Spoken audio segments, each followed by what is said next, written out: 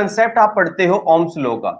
Ohm's law, Ohm's law क्या होता है बेटा? आप जब किसी भी कंडक्टर को किसी बैटरी से अटैच करते हो, मतलब पोटेंशियल डिफरेंस प्रोवाइड करते हो, तो उसमें से करंट पास होता है। जितनी बड़ी बैटरी यूज करोगे उतना ज्यादा इसमें से करंट पास करेगा।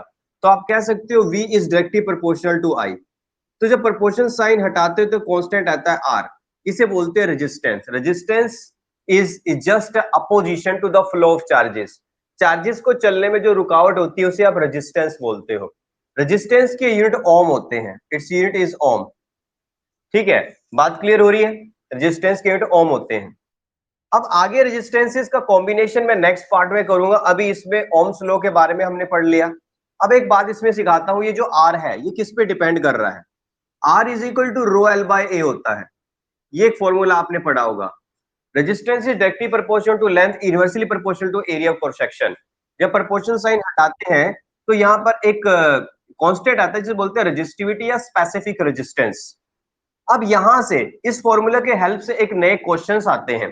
कह रहा है 6 वोल्ट की बैटरी है connected to the terminal of a 3 metre long wire. एक 3 मीटर लंबी वायर है, 1 2 3, यहां एक बैटरी लगा दिया भैया 6 वोल्ट की। 3 मीटर है, 100 मीटर, 100 सेंटीमीटर यहां तक, 200 सेंटीमीटर यहां तक, 300 सेंटीमीटर यहां तक। बताओ लॉजिक क्लियर हो रहा है? वो कहता है difference of potential between 2 points of the wire separated by 50 centimetre.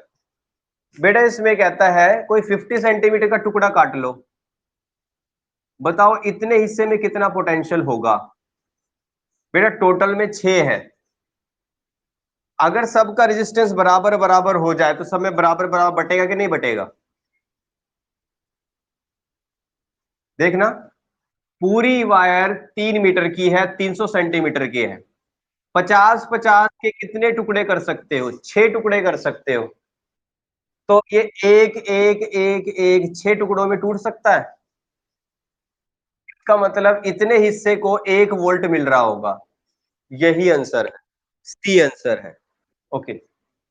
7th पे कहता है 3 कॉपर वायर्स है जिनकी लेंथ और एरिया दे रखा है।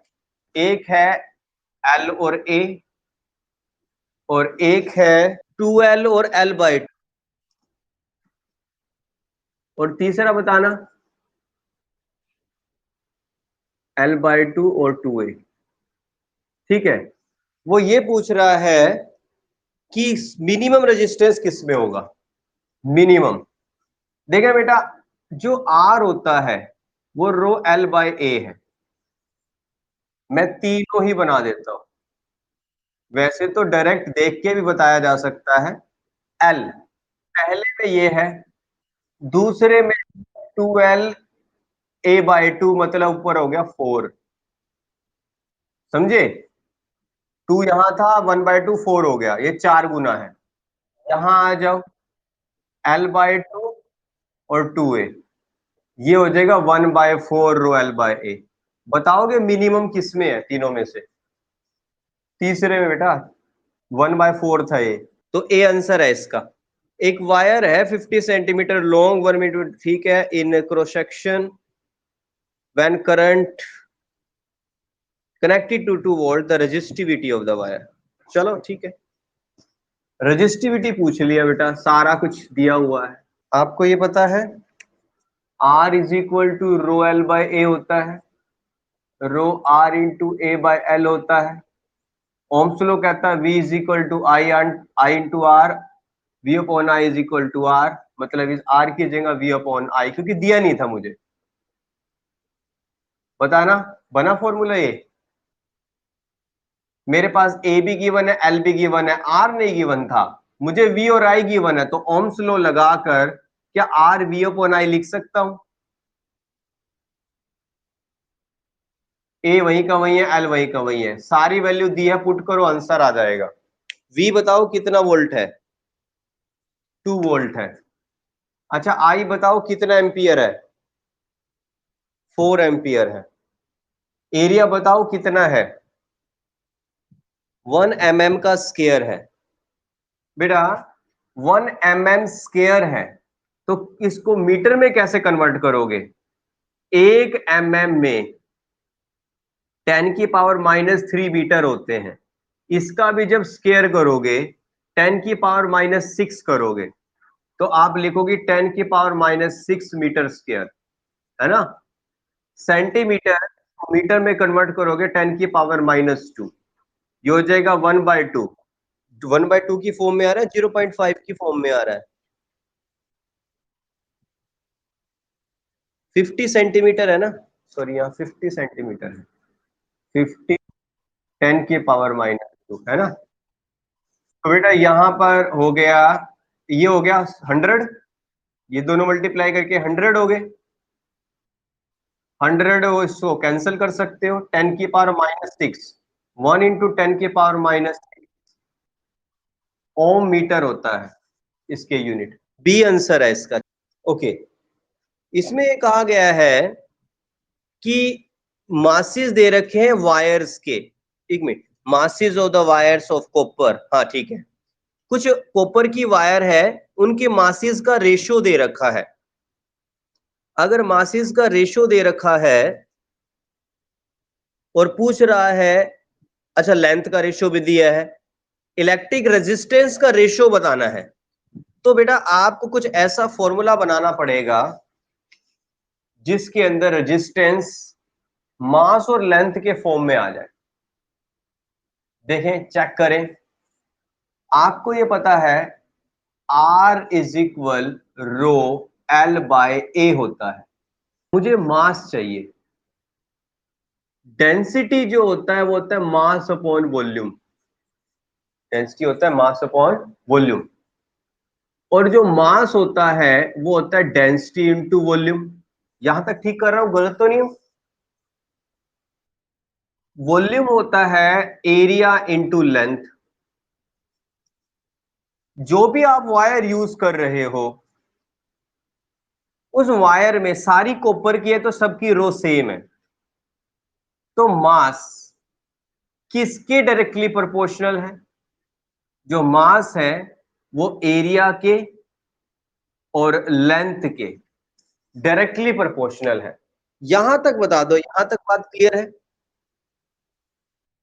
ठीक है, या आप ये कह सकते हो इसी चीज को कंबाइन करके, जो एरिया है वो मास अपॉन लेंथ के डायरेक्टली प्रोपोर्शनल है। ठीक है ना, रो कांस्टेंट मान लिया मैंने, प्रोपोर्शनल की फॉर्म, एरिया मास के नीचे ये ले गया। अब आपको ये पता है R is directly proportional L inversely proportional A, और आगे further A directly proportional M inversely proportional A, इसको इकट्ठा करो, आप लिख सकते हो इस A की जगह M अपॉन L। हाँ जी, बताना क्लियर है? यहां बन गया R proportional L square by M। अब आपको अगर रेजिस्टेंस का रेशियो निकालना है, लेंथ स्क्वायर बाय मास का रेशियो निकाल दो, आंसर आ जाएगा। मतलब R1 ratio R2 ratio R3 ये बराबर होगा L1 square by mass 1 ratio L2 square by M2 L3 M3। ये दे रखा 531।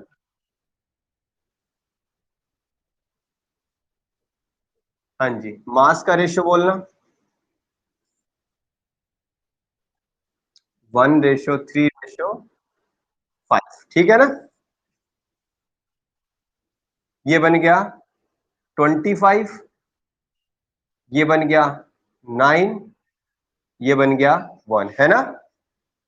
3 3 9, एलसीएम लोगे या सबको 5 से मल्टीप्लाई कर दो, सारी टर्म को 5 से मल्टीप्लाई करोगे, रेशियो एक जैसा बना। देखो ये रेशियो है, ये मत समझना ये एक ही टर्म है, इसमें बीच में प्लस होता ना फिर नहीं कर सकते आप, फिर ऊपर और नीचे बराबर करना पड़ता। ये रेशियो है, रेशियो में कट के वही आ जाएंगे दोबारा, तो इसको मैंने इसलिए किया ताकि नीचे से कैंसिल कर दूं मैं, जब नीचे से 5 कैंसिल करना है, हो गया 5 कैंसिल। हाँ, तो ये जाएगा 125 रेशियो 15:1, ये बन गया। ये है डी आंसर।